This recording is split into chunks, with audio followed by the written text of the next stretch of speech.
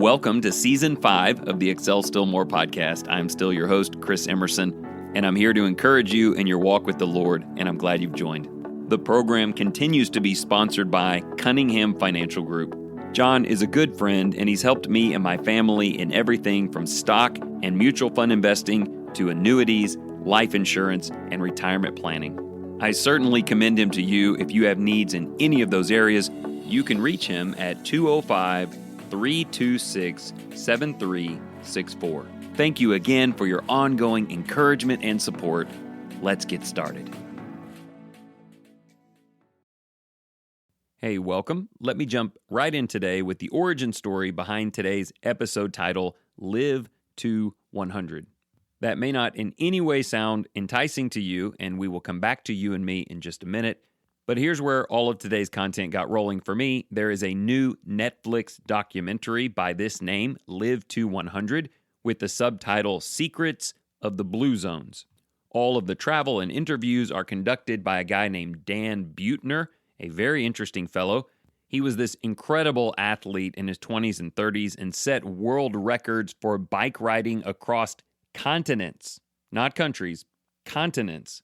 And during all of that, he met people from literally all over the world. And in his 40s, he started devoting himself to the study of those cultures, particularly cultures that had healthier, longer, more productive lives. And so this documentary represents the fruit of those labors as he visits 5 different areas on the planet called blue zones. These are the areas where more people live to be 90 or in their 100s than anywhere else on the planet. And while your vision of people in their 80s, 90s, or 100s may be sick or bedridden, that is not the case by and large in these countries. Basically, he wanted to find out why. And I hope that at least intrigues you today. If there are some things, either culturally or individually, that those people are doing that are allowing them longer, healthier, better lives, maybe we can adapt to some of that. This, by the way, immediately drew my attention because I've actually done some of this study before. I did an ESM episode, in October of 2019. We were numbering the episodes back then, so if you look for it, it's episode 75, and it's titled Island of Icaria. That is an island off the coast of Greece that has about 8,000 to 10,000 people, and they were just blowing everybody else away in terms of longevity. And so while today's episode will not feature Icaria, we will be in Okinawa, Japan for today's content. If you would like more after this episode is over, I encourage you to go check that out. I am still implementing to this day some of the things I learned from that research. So I'll put a link and a reference in the show notes. So before we dive into the lives of smiling old people from Japan, let me go back to you and me a minute and talk about this phrase, live to 100. I don't know how you would answer this question if I just sat down with you for lunch and said, hey, do you want to live to be 100 years old? I kind of suspect a lot of us would say, no, not really. And if we dug in on why that was, we may have some spiritual reasons for that, which you have to respect. Somebody may say, look, I want to see my kids raised, my grandchildren obey the gospel, and then I'll be ready to head to heaven, and I can understand that. But I wonder if more of us are just speaking from observable experiences. For the most part, people who get to the age of 80 and beyond experience a great number of limitations. You and I have both seen older people that we care about in super restrictive, devastating life stages where you were even praying for God to take them. And if that's your idea of being 90 years old, then that's certainly a reason not to want to get there. But I have to say, just to turn some optimism into this very early, even right here in Lindale, Texas, I know a lady who is 97 and still very awesome. One of the funniest, most involved people that I know. And if my life can be like her life, it's a pretty exciting prospect. There's another fellow here who will be, Lord willing, 94 years old on Christmas Eve that still gets up every morning, goes and works out, visits friends, super social, and has great ties to his family. And while I have no doubt that genetics are a major player in all of that, things that cannot be controlled, if that's what's on the table, I'm down. It sounds pretty amazing. But even with a couple of examples like that, and I may reference Mr. Eugene or Miss Vernice again at the end of the episode, you still may just have this very negative thought about it. Maybe it's related to what happened with your parents or grandparents. Maybe you already have so many health issues that it just feels impossible. So how about I ask you a similar question and just phrase it differently? Would you be interested in lifestyle changes, not just diet and exercise, but overall lifestyle approach changes that would allow you to live a longer, happier, healthier life? If you had the opportunity with good energy to enjoy your family an extra 20 years beyond many others, would that be something attractive for you?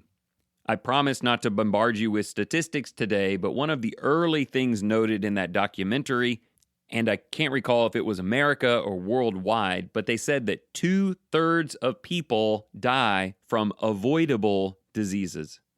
Think about that. 2/3 of us check out before we should have, as the result of something that could have easily not been the case. Let me be clear, this episode isn't about a few super secrets so that we can all live to be 100 and celebrate our victory, but why not improve our quality of life, especially, as you will hear today, if we learn what it means to be mission and communally oriented, where extra life means extra impact. I think we can do it. I think wherever you are, you can change what is coming. You can live longer and better without really trying, and you can learn to get all of the good years out of your body that body was designed to provide for you. So to jump in on the specifics, an early episode has Dan visiting Okinawa, Japan. They are the longest living people, statistically speaking, in world history. And this is happening in a very strange time in modern culture where the average expectancy around the world is actually declining. Can you believe that with all of our technological advancements? And yet this area and several others are running counterculture, and it's to their benefit. Here are some specifics you might find interesting compared to the rest of the world. Those in Okinawa have a fraction of the rate of diabetes, 1/5 the amount of heart disease, and far reduced cases of dementia. You have to admit, those are three big ones: diabetes, heart disease, and dementia. So like I'm doing with you today, I appreciate that the documentary doesn't jump right into diet and exercise, though you've got to give me at least a few minutes for that. And they just start at a lady's house who is 101 years old. She's there with 3 of her kids, with some grandkids, I think some great-grandkids. She's smiling and dancing around a little, and they're playing some game, throwing some rings onto some pegs. And they asked her, what is the secret to a long life? And she said things like, always have fun, make people happy, forgive quickly, don't get angry, and laughter brings longevity. I think that might be it. I think I can close the episode right here, and we would have a lot to work on. There is this general optimism, thankfulness, and positivity. It is being resonated within her family. We'll talk about social constructs in a moment. But it's very clearly biblical, the idea of anxiety and worry and letting everything weigh you down is not adding time to your life. And I think Jesus is saying it's the opposite. And consistently, as they interviewed these people around the country, there was a lot of joy that they had chosen to emphasize in their lives, and they weren't hanging on to all the baggage. In other words, stress kills and laughter brings life. Now, I may have already lost you right there. You may have said, look, my life, lots of things going on, hard to be thankful, many things have not gone my way. Well, let me just give you a tender, compassionate, friendly pep talk. Get over it. Okay, I probably wouldn't actually say it that way if we were hanging out sharing stories, but I do want to tell you something about these citizens of Okinawa. If they are 100 years old, then they were born in 1923, meaning that they were between the ages of maybe 18 and 20 during World War II. Did you know that something like 200,000 citizens and soldiers in Okinawa were killed during World War II? If you see a 90-year-old walking around there today, they were like 10 when all of those people were killed. They faced horrific devastation and death. And the interviewer asked about that and how it factored in. And here was their basic ideology. We went through the worst of times. and their worst is a lot different than my worst. We came through it. We rebuilt this nation, and we're just grateful for the times in which we now live. I don't want to preach on this all day, but sometimes I feel like we have had it so easy in our time. Yes, we definitely face difficulties and natural things that happen in life, but overall, we've had very comfortable environments in which to live, which can often make us nitpicky and complainers, and maybe even, if we aren't careful, never satisfied. For these octogenarians and whatever it means to be in your 90s and 100s, watching their children and grandchildren and great-grandchildren live in freedom is enough to keep them smiling every day. Maybe we would do well to spend more time grateful for how wonderful our circumstances are. And if you've been through difficulties in the past, the fact that you are through them should seed in you some residual thankfulness that brightens each and every day. I hope I get some time at the end to talk about the church. I really feel like what Christ built is this perfect mixture of all of these wonderful ingredients. But if you were lost in sin, it was never any worse than that. If you are freed from sin, if there is no longer any condemnation for you in Christ Jesus, how great is that? A good dose of perspective and optimism is helpful. One of those ladies was playing a little banjo song, 101 years old, playing a song on the banjo, singing, "Don't catch a cold, don't fall down, don't get angry, have lots of fun." I think I'm in for that. Are you? It can change a lot of things about your life, starting with your mentality and then radiating outward into everything else. And maybe that's where it begins, with a positive, grateful outlook.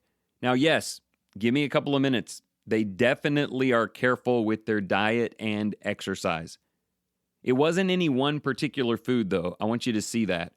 In Okinawa, they eat like 70% purple sweet potatoes, a lot of soy products, not very much meat. But it isn't really about that. I think you could invert all of that and probably be okay. The point is, everything they eat has a purpose. And the purpose isn't to get out of some malaise or depression that life has seeded you in. They don't live like that. The purpose is to provide some sort of health benefit to them. I won't say much more than that, but I think if we could begin to say, life is good and I am blessed, and I want to continue growing in this, and I want to continue influencing others for this, I'm going to put food into my body, whatever you choose to do, whatever plan you favor, whatever fits your body type, whatever. But I'm going to put things in my body that I choose intentionally because they service some desirable outcome.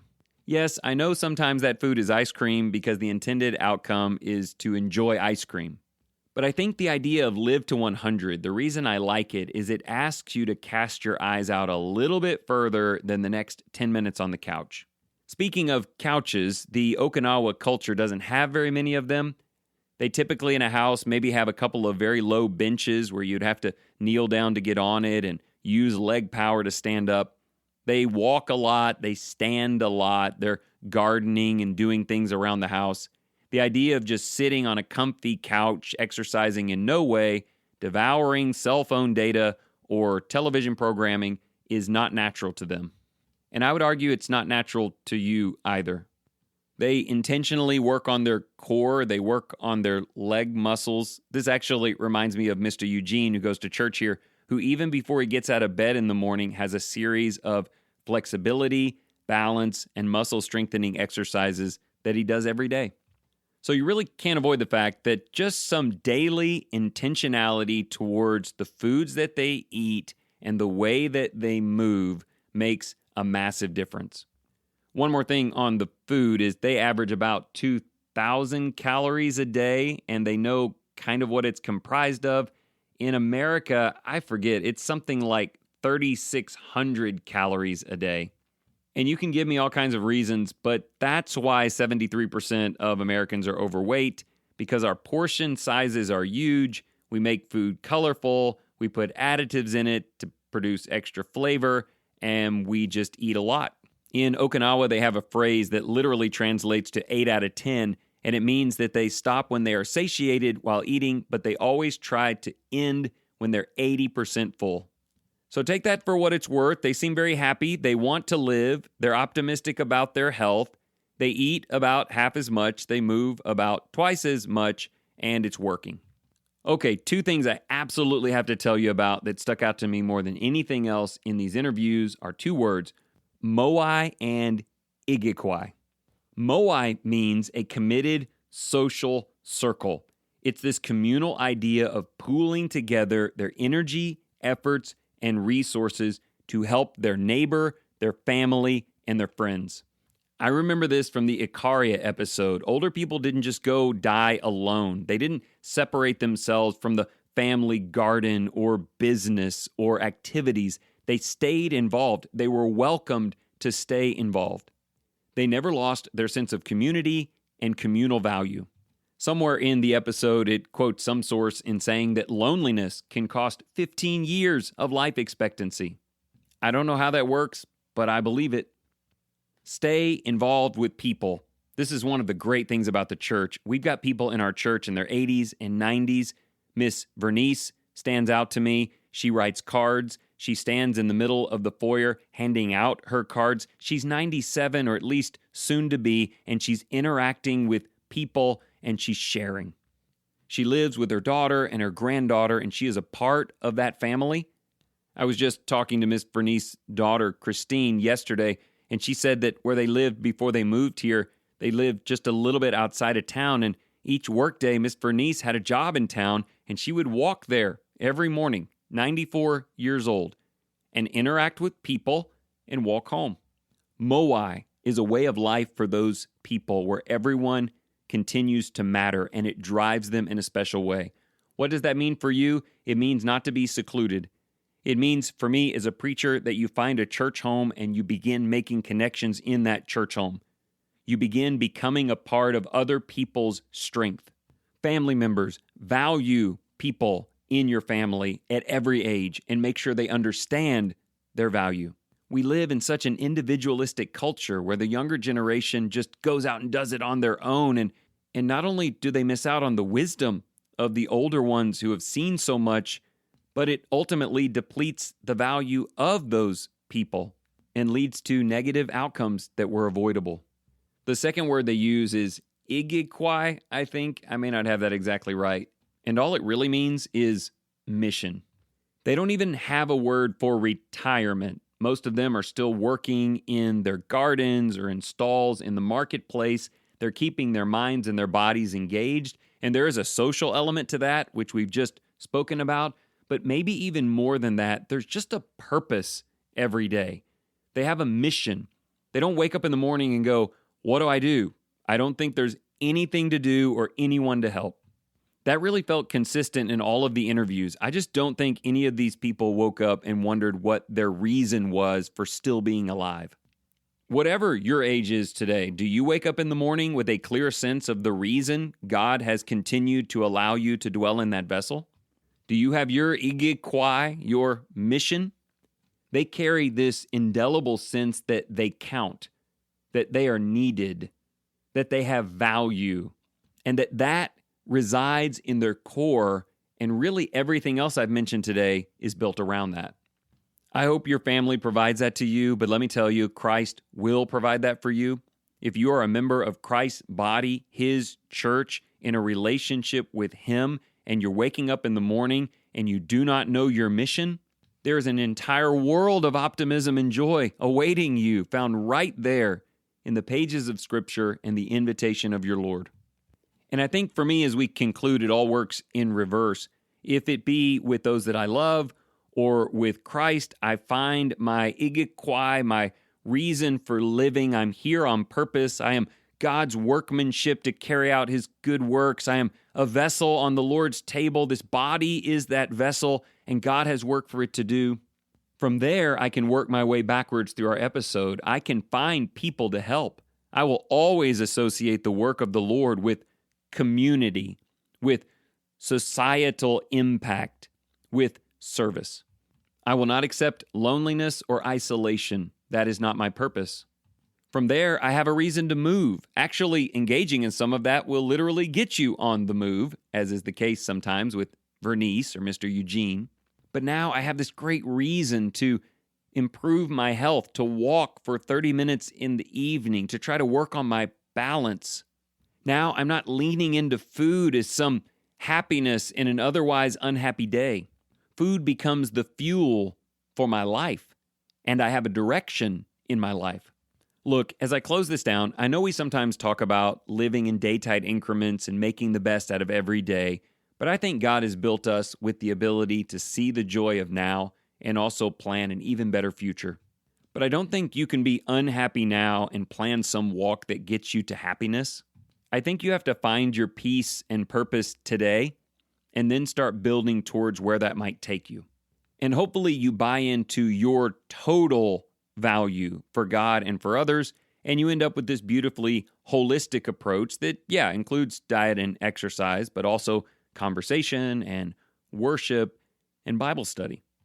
And as I said in the open, you can live maybe not 100 years, but a longer, healthier, happier life than you would have otherwise. And I just don't see how anybody can balk at that. Is it difficult? Yeah, that's why most people don't do it, but most people don't see very far in front of their faces. If the good Lord wills it, I see many years of love and growth and life. And while that sometimes may be a grind, I just want to remind you what that sweet old 101-year-old lady from Okinawa said. Always have fun. Make people happy. Forgive quickly. Don't get angry. Laughter brings longevity. Then she pulled out her banjo and said, hey, don't catch a cold. Don't fall down. Don't get angry. Have lots of fun. May God bless you and me as we pursue all of those things for however many years we have left. And then, who knows, maybe we will live to 100.